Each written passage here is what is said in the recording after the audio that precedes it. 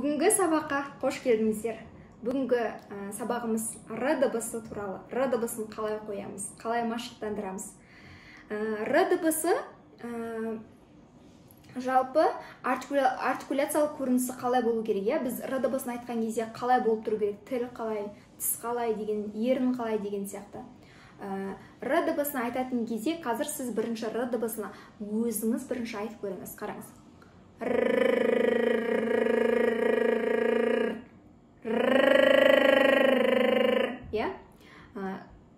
Яғни Р дыбысын айтатын кезде тіл жоғарыда тұру керек тағына, ол тіл ұшы дірілі болу керек, тіс ашық болу керек міндетті түрде. Егер тіс жабық болған кезде ол ауа шықпайды, яғни ол мынандай болады, как автомат сияқты шығады. Сондықтан да тістің ашылуын қадағалаңыз. Дәл осылай. Енді тіл жоғарыда тұр, тіл ұшы діріл пайда болады, тісіміз ашық болу керек, ерніміз кішкене сопақша жалпаққа келу керек. Енді біз артикуляциялық формасын білеміз, яғни қалай тіл тұру керектігін. Енді Р дыбысын қоюдың жаңағыдай кезеңдері, әр дыбысты қою кезеңдері бар ғой, түзетудің кезеңдері. Сол дыбыс қоюдағы түзетудің 4 кезеңі бар. Бірінші кезең ол бізде дайындық кезеңі, яғни артикуляциялық жаттығу, тыныс алу жаттығулар. Екінші кезең дыбыс қою кезеңі. Қазір біз дыбыс қою кезеңін үйренеміз. Сосын машықтандыру кезеңі, сосын ажырату кезеңі. Р дыбысын қоятын кезде мына 3 тәсілге сүйенеміз. Яғни жалпы кез келген дыбысты қоюда мына 3 тәсілді қолданамыз. Еліктеуіш, сосын механикалық жолмен аралас, яғни ауызша түсіндіру арқылы, тәсіл арқылы, 3 тәсіл арқылы. Енді бүгін біз осы дыбыс қоюдың бірінші тәсіл, еліктеуіш тәсілін арқылы біз қазір айтып көрейік, және автомат атамыз. Бұл еліктеуіш арқылы. Келесі тәсіл механикалық жолмен. Механикалық жолмен, қараңыз, механикалық жолға не үшін өтеміз? Егер механикалық жолмен не үшін жасаймыз, балаға дыбыс қоямыз? Егер бала тілін жоғары көтере алмай жатса, механикалық жолға қарай өтесіз. Р дыбысын механикалық жолда, яғни бізде зондтарды қолданады. Негізінде зондтан бөлек, ол зондты өште жаңағыда балада бірнеше ауытқулар бар болса, сол кезде бірнеше аурулардың қосылуынан, мысалы ДЦП, оларда өте күрделі болады. Соларда осы зондты қолданады.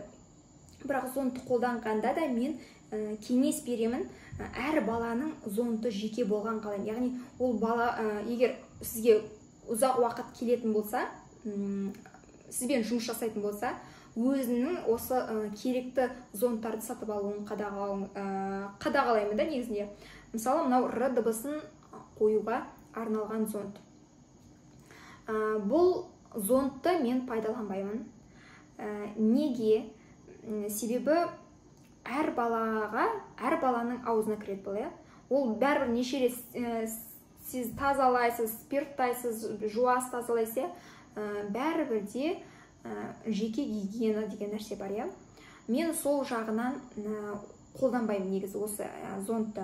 Көбіне зондтың орнына мен құлақ тазалағышты қолданамын. Яғни бұл жерде де дәл солай. Міне қараңыз. Тек мынау ұшында кішкене несі бар, мұнда дөңгелегі бар. Яғни қараңыз, көбіне егер только Р дыбысын айта алмайтын болса, зондты қолданбайсыз, енді әрине тек қана өзі мына механикалық жолдың басқа жолдарын қолданасыз. Енді механикалық жолмен қандай? Бірінші жол ол саусақ. Бала шошынып қалмау үшін, бала логопедке келгенде шошынбау үшін сіз саусағы арқылы, яғни нұсқаулық, указательный пальчик арқылы біз тілін, естеміз, тіл жоғарыда тұру керек деді қой. Енді тіл жоғарыда ұстап тұрып, қараңсыз, Д дыбысына айтқыздыртасыз. Д дыбысын айтып жатқан кезде сіз тілдің астынан, тілінің ұшының астынан қозғалтасыз.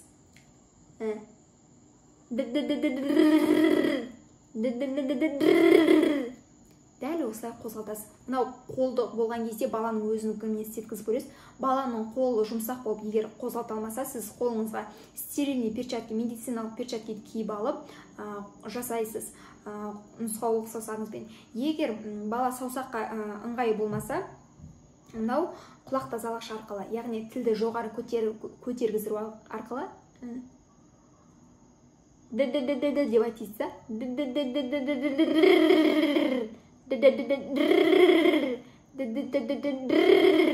Дәл осылай р дыбысын сіз қоясыз. Механикалық жолмен, қараңыз, механикалық жолмен саусақты пайдаландық, мынау нені пайдаландық.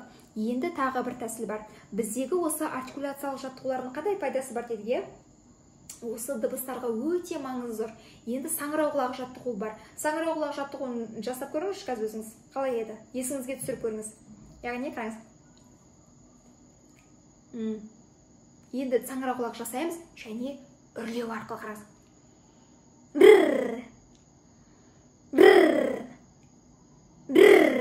Дәл осылай жасауға болады. Дәл сол кезде егер баланың тілі саңырауқұлақ жасай алады, бірақ тілі түсіп кете беретін жағдайда болса, сіз былай ұстаңыз. Жоғары қарай. Тіл түсіп кетпеуін қадағалап тұрады. Мынау құлақ тазалағыш. Яғни сіз тілді жоғарыда ұстап тұрасыз. Дәл осы тәсілмен де р дыбысын үйретуге болады. Яғни жаңағы саңырауқұлақ жаттығу арқылы, артикуляциялық жаттығу арқылы және мынау механикалық тәсілмен құлақ тазалағышты ұстап, жоғары көтеру арқылы сіз балаға р дыбысын қоюға болады. Және де енді бұл механикалық тәсілмен, ал үшінші тәсіл бар, бұл бізде мен бірінші еліктеуіш тәсілді айттым, екінші жаңа механикалық тәсілді айттым, енді үшінші тәсіл бізде ауызша түсіндіру арқылы, оның ішінде жаңа еліктеуіште жүру керек, механикалықта жүріп кетеді. Ауызша түсіндіру. Кейбір балаларда мынандай бар. Біз механикалық жолды неге пайдаланып жатырмыз? Кейбір балалар тілін жоғары көтере алмайды. Кейбір балаларда діріл болмайды, яғни тілдің ұшында діріл болмағаны үшін біз механикалық тәсілді қолданамыз. Ал егер баланың ұшында діріл бар жоғын қайдан білуге болады? Сіз былай айтқыздырып көріңіз. Қайне айтып көрейікші былай? Дірррр деп айтып көрші деп, д-ны айтқыздырту арқылы. Дірррр деп айтқыздырып көрші деп. Егер дірррр дегенде дірррр деп осылай дірілі бар болса, онда оның дыбыс қою жағын кішкене жеңілірек болады. Ал егер діріл болмаса, яғни көбісі былай деді,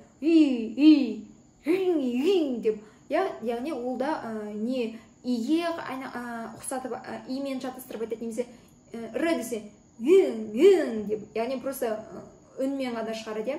Сол үшін сіз сол кезде біз осы механикалық жолды пайдаланамыз. Егер сізде балаңызда жаңағы мотор бар, тілдің ұшында дірілі бар болып тұрса, яғни деп, онда балаға саңырауқұлақ жаттығуын жасату арқылы сіз үйретсеңіз болады. Яғни жаңағыдай осылай жасату арқылы, үрлету арқылы. Және де көбісі діріл бар болады, былай қараңыз, дірррр деп айталады, бірақ р деп айталмайды. Неге? Өйткені дірррр деген кезде тіс жабық тұрады ғой, ал р дыбыс айтқан кезде тіс ашық болу керек. Көрдіңіз ба? Енді қараңыз, дірррр деп үйретіп жатыр. Осы р-ға дір дегенді р-ға қалай үйретеміз, қалай алып кетуге болады? Міне, дірррр деп айтып жатады ғой, тісіңді аш деп отырыңыз. Дейді, қараңыз, екінші. Осылай басында осылай істейді.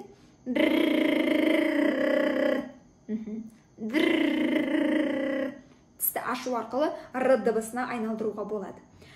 Көбіне пайдаланатын тәсіл ол негізінде саусақ механикалық тәсілді қолданамыз, және мынау механикалық тәсілдің құлақ тазалағыш арқылы қолданамыз. Көбіне негізінде.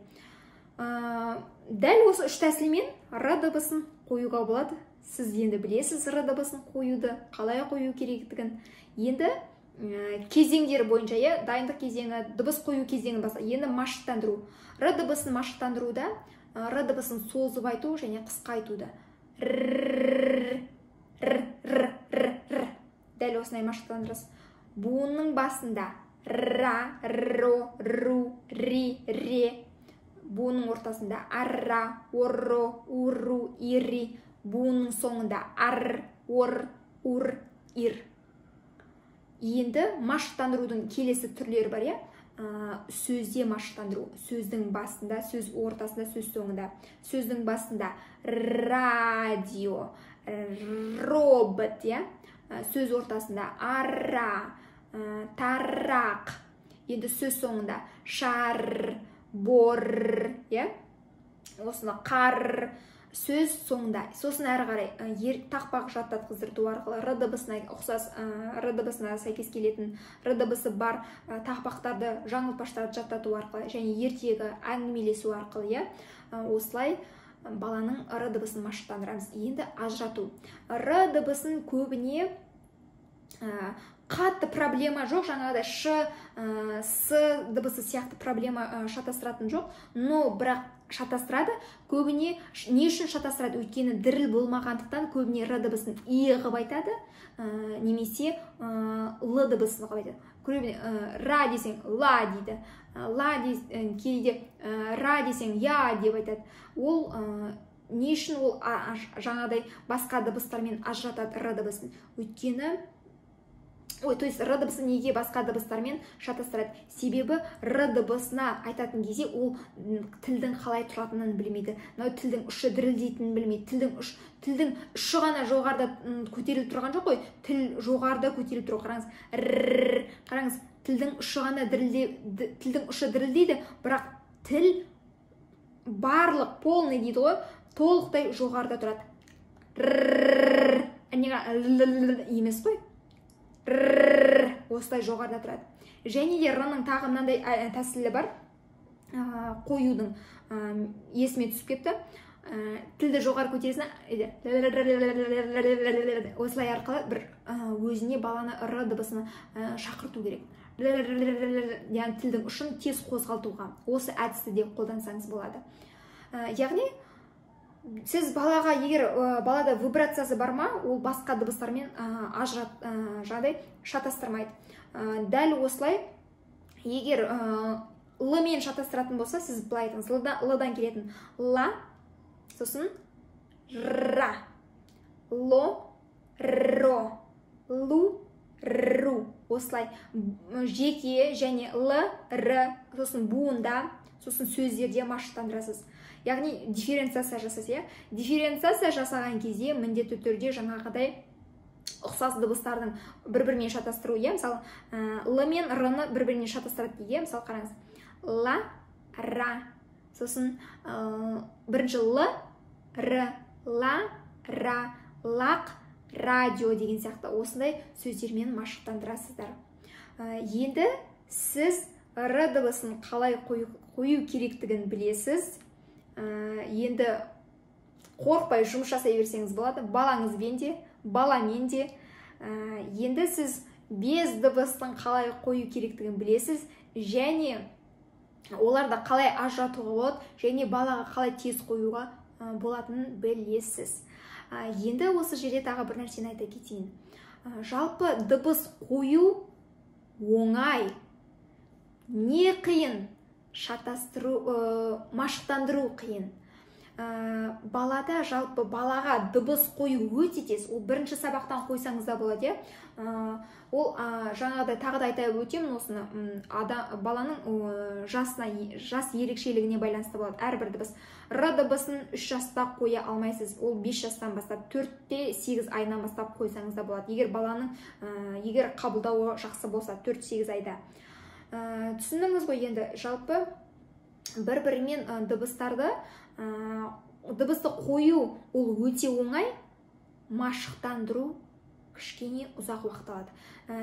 Ата-ана келді дейге, ата-ана сізге келді де, баламен қанша уақытта шығарып бересіз дыбысын, немесе қанша уақыт келсек сізге сосын болады деп, сіз балаға қарайсыз да, жас ерекшелігіне қарайсыз, және де баланың үйде жұмыс жасауына да қарау керек. Ата-ана онымен айналыса ма, айналыспай ма. Егер тек логопед қана жұмыс жасайтын болса, онда нәтиже кішкене аз болады. Өйткені логопедке келеді, бір 45 минут, бір 25 минут, бір 20 минут келіп кетуі мүмкін.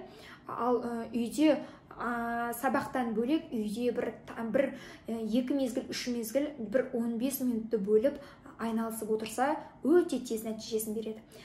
Енді ата-аналар сұрайды, жаңағыдай, мен неше сабаққа келсем нәтижені аламын, сіз айтыңыз, баланың жас ерекшелігіне байланысты, баланың жұмыс жасауына байланысты, баламен үйде сіздердің жұмыс жасауларыңызға байланысты. Сіз айтасыз, балада дыбыс қою тез, бірақ машықтандыру кішкене ұзақ уақытты алады деп айтыңыз. Өйткені дыбыс қою тез, бірақ кейде әрқалай, бірақ дыбыс чем, бірақ машықтандыруға қарағанда дыбыс қою тез жүреді дағыны, машықтандыру кішкене ұзақ уақытпен жүреді. Ол сіз дыбысты қойғанмен әрі қарай ата-ана алып кетіп қалады ғой, мен уже дыбысы шықты, все, болды, сабақ өтпейміз әрі қарай деп. Әрі қарай сіз егер үйде машықтандырмасаңыз, ол жаңаға шығарған дыбыс еш пайдасын алып келмейді. Сіз ол сөзде, жаңағыда тақпақ айту арқылы, жаңылтпа шаттау арқылы сіз машықтандыруыңыз керексіз. Енді сіз жалпы көрдіңіз, енді ата-анамен қалай сөйлесу керек? Ата-ананың сұрағы қандай болады, жалпы ата-анаға жауап қандай? Ата-ана тыңдап отырған ата-ана болса, енді сіз өзің түсініңіз деп ойлаймын. Яғни жалпы логопедке барғанда нақты бір уақытты сұрамайсыз, нақты бір сабақта, нақты бір апта келеміз ба, нақты бір ай келеміз ба, нақты бір 3 ай келеміз ба, нақты айта алмайды маман. Өйткені ол баланың жас ерекшелігіне, баланың ынтасына байланысты, және де баламен жұмыс жасауға байланысты, үй жағдайында болсын, маманмен болсын. Енді сіздер жұмыс жасауды білесіздер, қорықпаңыздар, жұмысты жасаңыздар. Балаңызбен жұмысты жасаңыз, сіз жасай аласыз. Яғни, прям логопед болып кетпесеңіздер де, егер ата-аналар логопед болып кетпесеңіздер, логопедтің қалай жұмыс жасау керектігін білесіз, осы жолмен сіз жұмыс жасасаңыз, сізде нәтижені көрсете аласыз балаңыздан. Ал мамандар болса, сіздер қорықпаңыздар, сіздер уже дыбыс қоюдың жолдарын білесіз, тәсілдерін білесіз, кезеңдерін білесіз, сіз даже ажыратудың да жолдарын білесіз. Енді сіз қорықпай жұмыс жасай беріңіздер. Сіздер уже мамансыздар. Сіздерге сәттілік тілеймін. Келесі сабақтарда кездескенше сау болыңыздар.